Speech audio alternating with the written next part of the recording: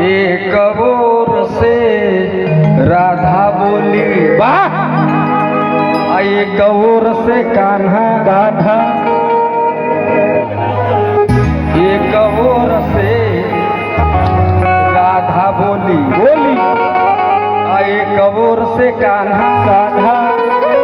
तू मतिया ना हमारी नगरी मारेगी सखिया कान्हा, तब बोलो कान्हा।